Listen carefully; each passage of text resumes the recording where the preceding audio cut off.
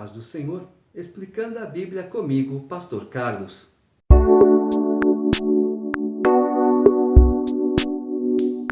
Marcos, capítulo 5.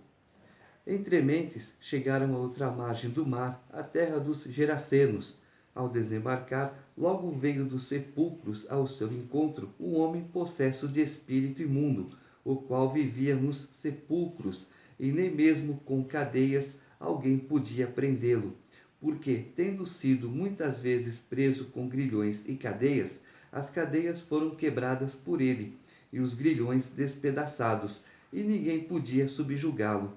Andava sempre de noite e de dia, clamando por entre os sepulcros e pelos montes, ferindo-se com pedras. Quando de longe viu Jesus, correu e o adorou, exclamando com alta voz: Que tenho eu contigo, Jesus, Filho do Deus Altíssimo? Conjuro-te por Deus que não me atormentes.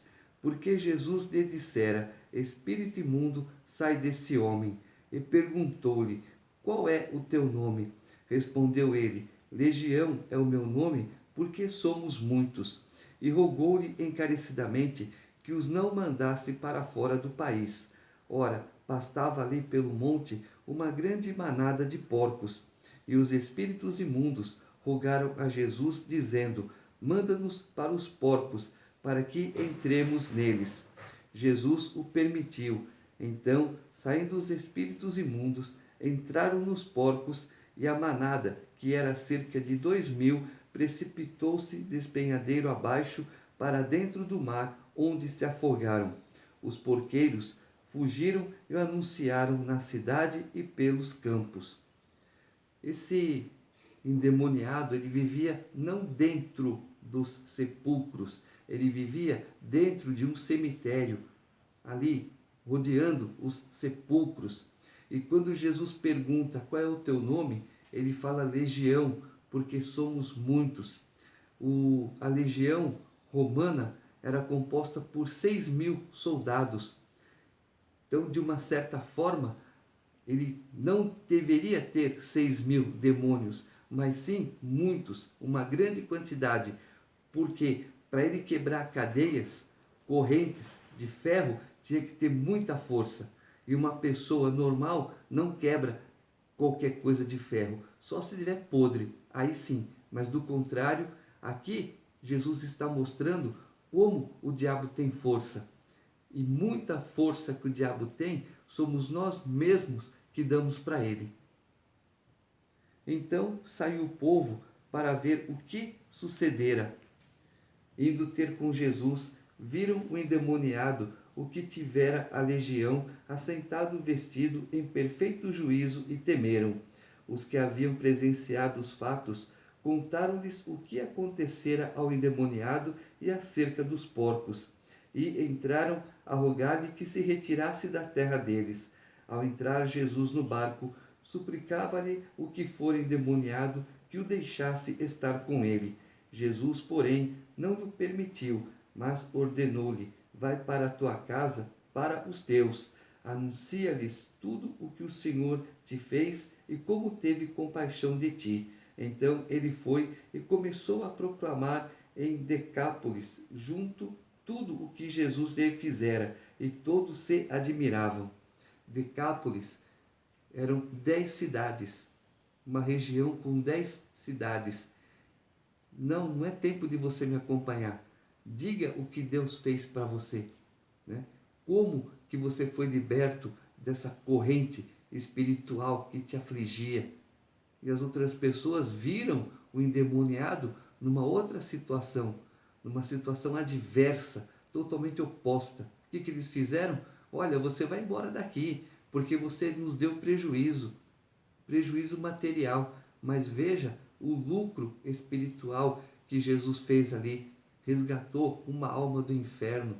As pessoas no mundo, eles não querem saber do espiritual, eles querem saber do material, como se tudo que tivesse aqui eles fossem levar. O que Jó falou? Nu vim para este mundo, e nu voltarei de onde vim. É assim. Se preocupam com o material e não olham para o espiritual. Você me deu prejuízo mais ou menos 2.000 porcos eu perdi. Sim, mas quanto vale aquela alma que eu tirei das garras do demônio, que eu libertei das correntes espirituais? Ele quebrava as correntes materiais, mas e as espirituais? Tendo Jesus voltado no barco para o outro lado, afluiu para ele grande multidão, e ele estava junto do mar. Eis que se chegou a ele um dos principais da sinagoga, chamado Jairo, e vendo, prostrou-se a seus pés e insistentemente lhe suplicou: Minha filhinha está à morte, vem e impõe as mãos sobre ela, para que seja salva e viverá. Jesus foi com ele. Grande multidão o seguia, comprimindo-o.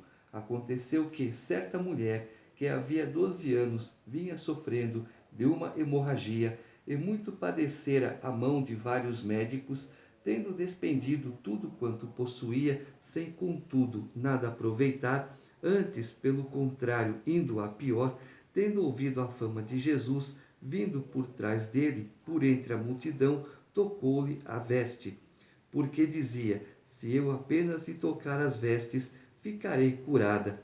E logo se lhe estancou a hemorragia, e sentiu no corpo estar curada do seu flagelo. Jesus, reconhecendo imediatamente que dele saíra poder, virando-se no meio da multidão, perguntou: Quem me tocou nas vestes? Responderam-lhe seus discípulos: Vês que a multidão te aperta e dizes: Quem me tocou? Ele, porém, olhava ao redor para ver quem fizera isto. Então a mulher, atemorizada e tremendo, cônscia do que nela se operara, veio, prostrou-se diante dele e declarou-lhe toda a verdade. E ele lhe disse: Filha, a tua fé te salvou. Vai-te em paz e fica livre do teu mal. Então, nós vamos ver que imediatamente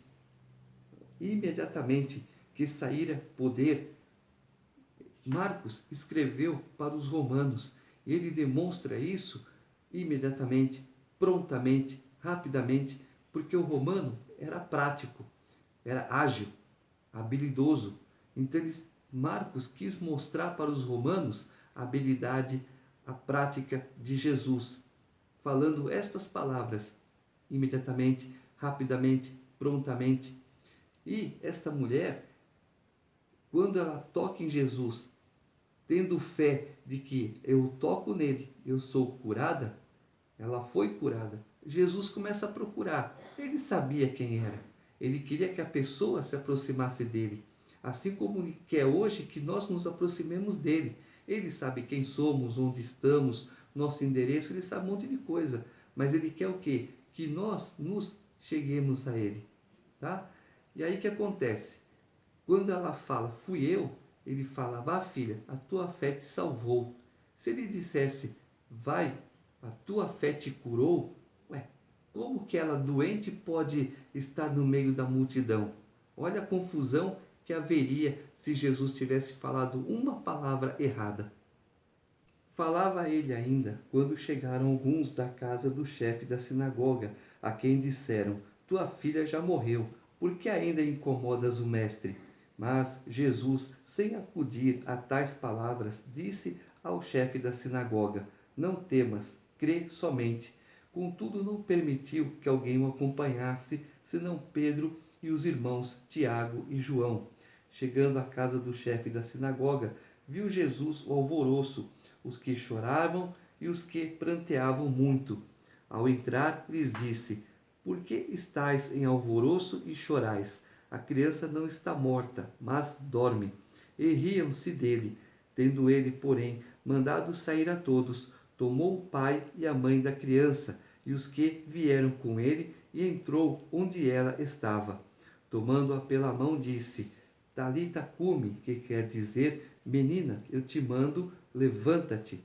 Imediatamente a menina se levantou e pôs-se a andar, pois tinha 12 anos. Então ficaram todos sobremaneira admirados. Mas Jesus ordenou-lhes expressamente que ninguém o soubesse, e mandou que dessem de comer à menina. Jesus pode. Ela dorme. Que isso? Ela morreu. Ninguém morre. Sai deste mundo para a vida eterna num estado de dormência. O corpo volta para a terra, mas o espírito, a alma, estão num estado de dormência, só esperando Jesus chamar. Venha para fora, porque depois segue-se o juízo, para o bem ou para o mal. Então, ninguém morre. O corpo volta ao pó de onde veio, mas o espírito e a alma, essas retornam para Deus. E a alma, conforme for, vida eterna ou morte eterna. Capítulo 6. Tendo Jesus partido dali, foi para a sua terra e os seus discípulos o acompanharam.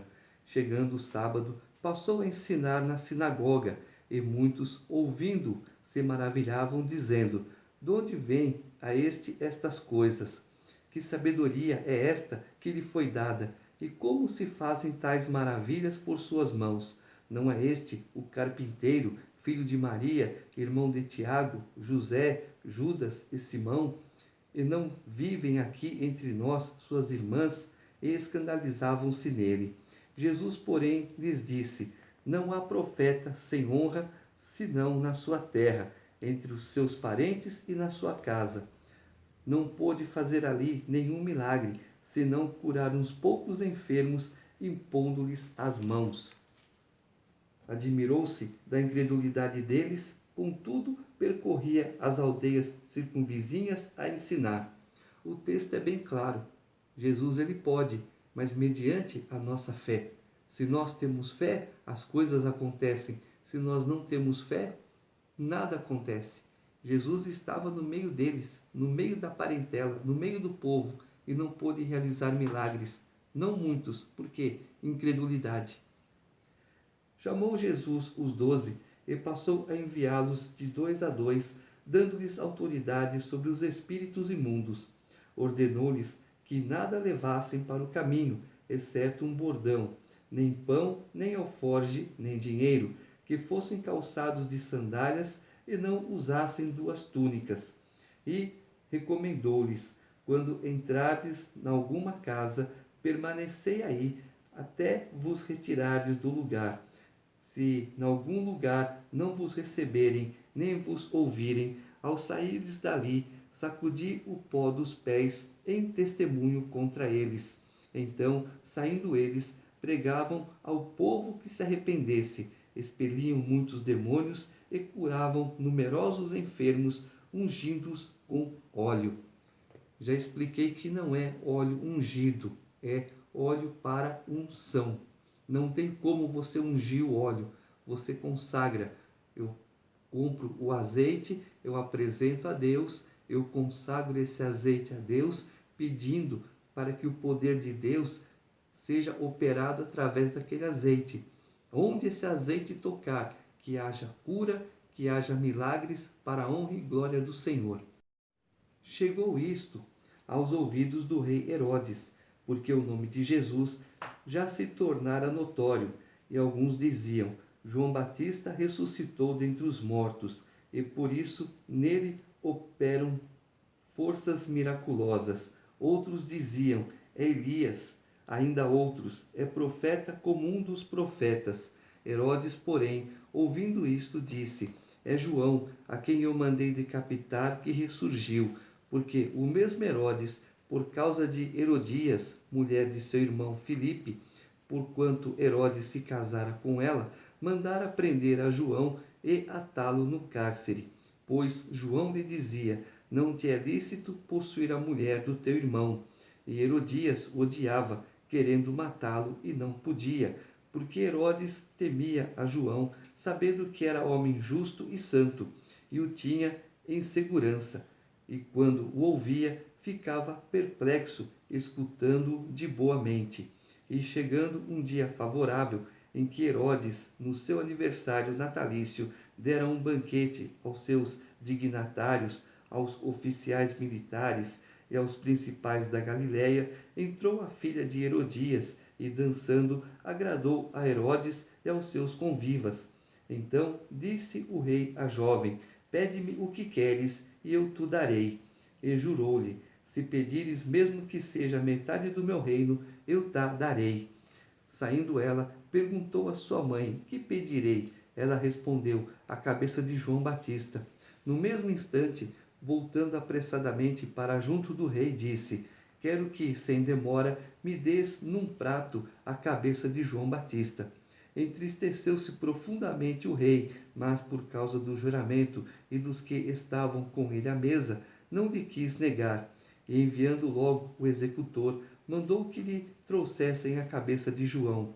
Ele foi e o decapitou no cárcere, e trazendo a cabeça num prato, e a entregou à jovem, e esta por sua vez à sua mãe. Os discípulos de João, logo que souberam disto, vieram, levaram-lhe o corpo e o depositaram no túmulo.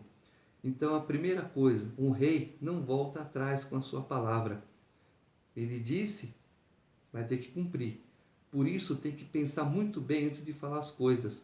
O que quer que te faça? Até metade do meu reino eu te dou. As mesmas palavras de Artaxerxes para Esther. Igualzinho. Só que Artaxerxes, ele tinha consciência. Aqui Herodes também tinha, só que ele não pensou direito, né? Ela está a favor da mãe, a mãe está contra João, então eu tenho que pensar em tudo. Não, puro e simples. Mas isso também já era propósito, plano de Deus. Então não adianta você falar que Herodes errou. Não, ele não errou. Agiu errado de uma certa forma, mas também era plano de Deus. Importa que ele cresça e eu diminua. Voltaram os apóstolos à presença de Jesus e lhe relataram tudo quanto haviam feito e ensinado. E ele lhes disse: Vinde repousar um pouco, à parte, num lugar deserto, porque eles não tinham tempo nem para comer, visto serem numerosos os que iam e vinham. Então foram sós no barco para um lugar solitário. Muitos, porém, os viram partir e, reconhecendo-os, correram para lá a pé de todas as cidades e chegaram antes deles. Ao desembarcar, viu Jesus uma grande multidão e compadeceu-se deles, porque eram como ovelhas que não têm pastor, e passou a ensinar-lhes muitas coisas. Em declinando a tarde, vieram os discípulos a Jesus e lhe disseram: É deserto este lugar, e já avançada a hora. Despede-os para que, passando pelos campos ao redor e pelas aldeias, comprem para si o que comer. Porém ele lhes respondeu: Dá-lhes vós mesmos de comer. Disseram-lhe: Iremos comprar 200 denários de pão para lhes dar de comer? E ele lhes disse: Quantos pães tendes? Ide ver. E, sabendo, eles responderam: 5 pães e 2 peixes. Então Jesus lhes ordenou que todos se assentassem em grupos sobre a relva verde.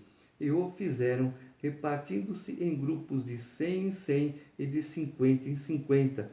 Tomando ele os 5 pães e os 2 peixes, erguendo os olhos ao céu, os abençoou, e partindo os pães, deu-os aos discípulos para que os distribuíssem, e por todos repartiu também os 2 peixes. Todos comeram e se fartaram, e ainda recolheram 12 cestos cheios de pedaços de pão e de peixe. Os que comeram dos pães eram 5.000 homens, fora as mulheres, fora as crianças. 5.000 só de homens, e fora as mulheres, fora as crianças. Um partir do pão. Jesus, dê você mesmo. Eu estou dando autoridade para você. Eu estou dando poder para você, para fazer o bem e não para fazer o mal. Jesus, onde ele ia, aquela grande multidão ia atrás dele. Porque foi como ele disse: ovelhas sem pastor. E algumas que têm pastor estão sendo guiadas de forma errada. Logo a seguir, compeliu Jesus os seus discípulos a embarcar e passar adiante para o outro lado, a Betsaida, enquanto ele despedia a multidão. E tendo-os despedido, subiu ao monte para orar. Ao cair da tarde, estava o barco no meio do mar, e ele sozinho em terra. E vendo-os em dificuldade a remar, porque o vento lhes era contrário, por volta da 4ª vigília da noite, veio ter com eles, andando por sobre o mar, e queria tomar-lhes a dianteira. Eles, porém, vendo-o andar sobre o mar, pensaram tratar-se de um fantasma e gritaram, pois todos ficaram aterrados à vista dele. Mas logo lhes falou e disse: Tem bom ânimo, sou eu, não temais. E subiu para o barco para estar com eles, e o vento cessou. Ficaram entre si atônitos, porque não haviam compreendido o milagre dos pães. Antes, o seu coração estava endurecido. É o que acontece. As pessoas não conhecem Jesus, as pessoas não conhecem Deus, limita Deus. Hoje as pessoas, ora pelo meu irmão, está aqui a foto dele. Para que levar foto? Para que levar camisa? Porque Pedro enviou um lenço.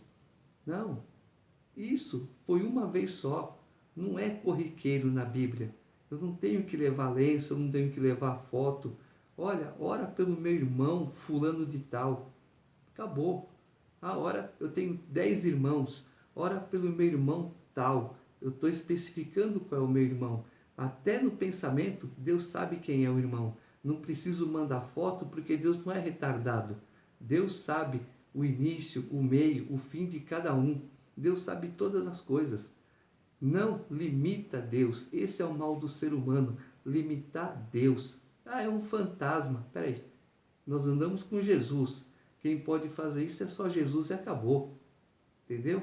Não limitem Deus no poder dele. Estando já no outro lado, chegaram à terra de Genezaré, onde aportaram. Saindo eles do barco, logo o povo reconheceu Jesus, e percorrendo toda aquela região, traziam em leitos os enfermos, para onde ouviam que ele estava. Onde quer que ele entrasse nas aldeias, cidades ou campos, punham os enfermos nas praças, rogando-lhe que os deixasse tocar ao menos na hora da sua veste, e quantos a tocavam saíam curados. Espiritualmente, devemos tocar em Jesus. Senhor, o que eu faço para chamar a tua atenção sobre mim? Eu estou com um problema muito sério. Aos meus olhos, esse problema não tem solução, mas o Senhor sabe, o Senhor é poderoso, o Senhor pode entrar com providência. Que seja feita a tua vontade, mas em relação a isso, o que eu faço para chamar a tua atenção? Espera Deus responder, espera Deus fazer.